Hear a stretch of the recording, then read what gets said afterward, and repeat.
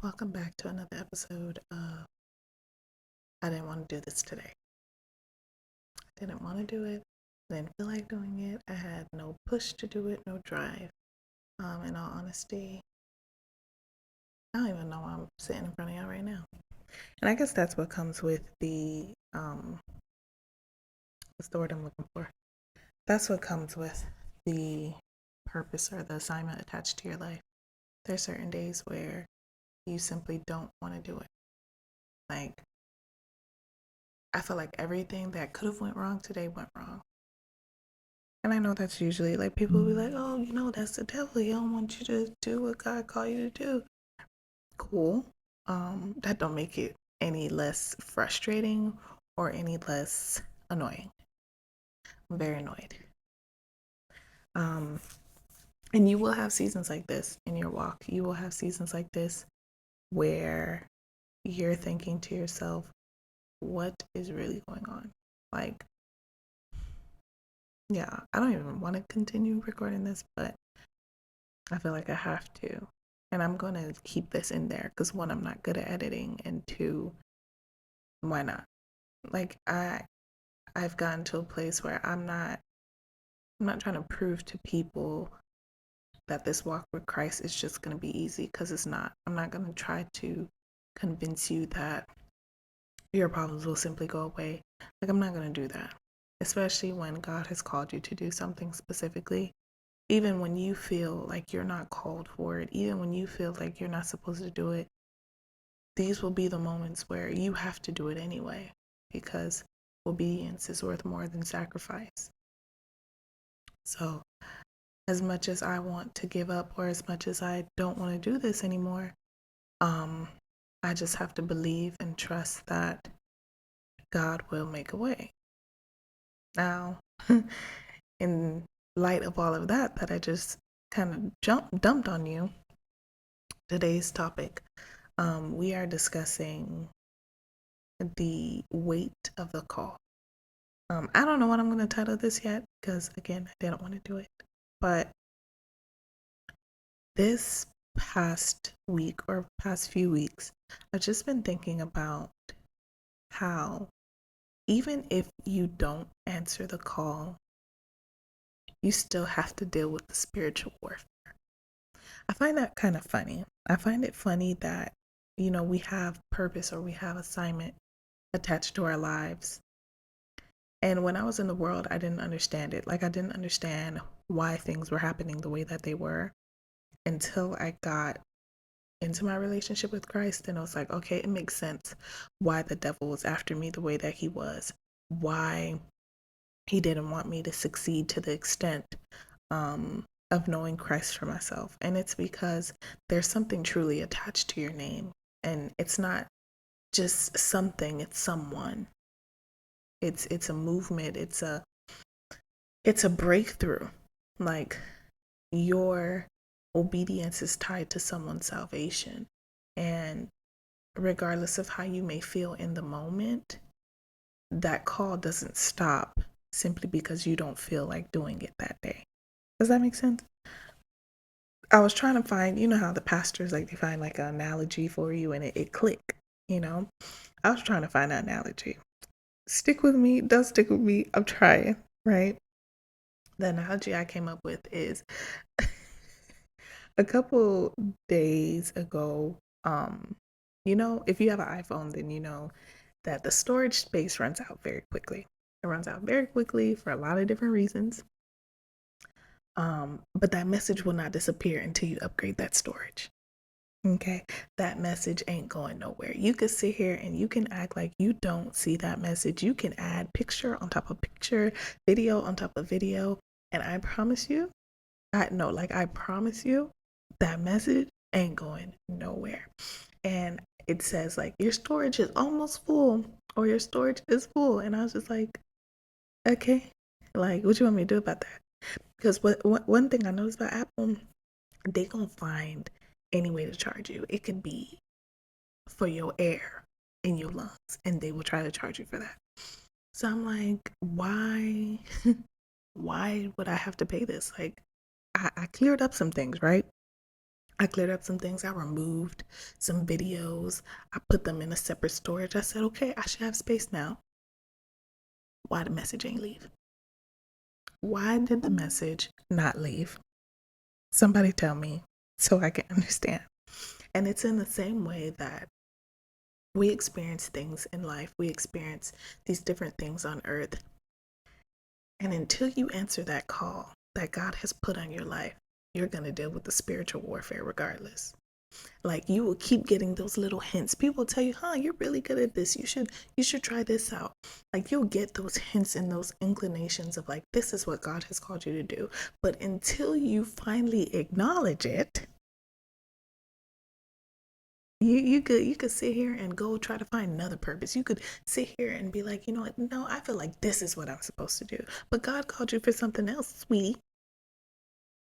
Like, can you just think about the moments where like God directed you to go this way and you went this way, and then you be confused as to why you feel lost, or you be confused as to why life don't seem to make sense? It's because you have seen the iCloud storage is full and you've been ignoring it. You're like, okay, maybe I just need to clear some things up, lose a couple friends, lose a couple people. But you haven't dealt with the root of the issue. The root of the issue is that God has called you since 2021. We are now in 2024, and you're purposely disregarding his call. Purposely. Like, you know that he's called you to do something great. You know that he's calling you home to him. You know that he's calling you to go harder in your relationship with him. And instead, you'd rather disregard the message and clear up your storage space. Do you hear what I mean? Do you get what I'm saying? You'd rather see the iCloud storage is full, see that God has been calling you for a while, and just simply try to ignore it. Try to find something else to replace what God has already told you to do. I know firsthand that regardless of how I feel, I still have something that's attached to me. I still have a purpose that God called me to do. Because even prior to wanting to record this episode, right? The spiritual warfare was very much giving. It was giving because I had made plans prior to today, which is Monday, February 5th. I made plans to record, to make content.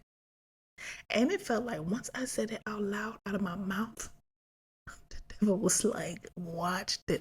Watch this. Yeah, that's what it felt. It felt like once I said, okay, I'm going to give it to God, I'm going to come back into this thing with a new mindset, with a new want, with a new desire, with a new drive. I feel like things were trying to drive me to insanity. That's what it felt like.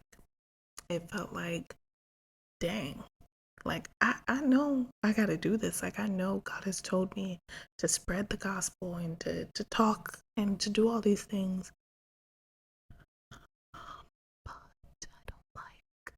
I don't like it. I don't like the way it makes me feel. I don't, and regardless, right? Even if I was to be like, no, I'm done with this ministry page and I'm stepping away from it, you don't think the spiritual warfare that's attached to this here page, I'm still going to be dealing with, even if I choose not to do it? Better I do it and the warfare and the pain have purpose than to not do it and be fighting for my life outside. Be fighting for my life because it's something that I should be doing. Because regardless, whether you want to take the route of not doing what God has called you to do or doing what God has called you to do, the warfare is still in the middle. So you're going to have to deal with it regardless. Regardless, sweetie, you're going to have to deal with it. And it's not like we don't have a God that isn't capable or able. Like, yeah, the spiritual warfare and just the things that are attached to this are going to be difficult. But why would it be easy? If you're called to lead such an important ministry, or like all of us as believers are called, um, we're called to bring souls to the kingdom. You think our enemy, the devil, would want you to do that willy nilly? Can we be for real? Can we be honest? Why would he want you to save more people? Why would he want you to have more people know the Lord? He going to hell. Why you don't think he'll want other people to go to hell with him? Like regardless, this we're in war daily. We gotta pick up our cross daily, sweetie. So regardless of how you may feel in the moment, that doesn't compare to eternity. That doesn't compare to eternal life. That doesn't compare to the people that are lost because you haven't picked up what God has told you to pick up yet. Did I stutter? Because there are so many people that are waiting for you to move. You may not know it, they may not know it, but they're just waiting for that one video, for that one interaction, for that one moment where you actually obey God when he tell you go pray for that person, go speak life over that person. They're just waiting for that one moment. All you got to do is do your best and let God do the rest. That's it. I promise you, it's challenging. But God will not leave nor forsake you. So even if you got to go through a couple things and you got to go through a couple dry seasons and you got to do what you got to do. But it'd be better for you to go through the warfare because you're doing what God has called you to do than to be going through the warfare and you ain't even started yet. That's it. That's all I got. I think maybe you should really think about that. Really think about what God has called you or is calling you to do and how many times he's called you and you haven't answered the phone and you keep sending him to voicemail. Because what if God sent us to voicemail? Ouch. Can you imagine like you go to the Father and it'd be like, I'm sorry. Please leave a message after the tone. Boop. If God dismissed us the way we dismiss him, we'd be in for a very heartbreaking ride. Just the thought of it breaks my heart. So can you imagine him telling you to do something for 3 years and you've been ignoring him? How do you think that make him feel? I don't know. That's just me though. But it was a pleasure speaking to you guys. I hope to chat again soon, darling.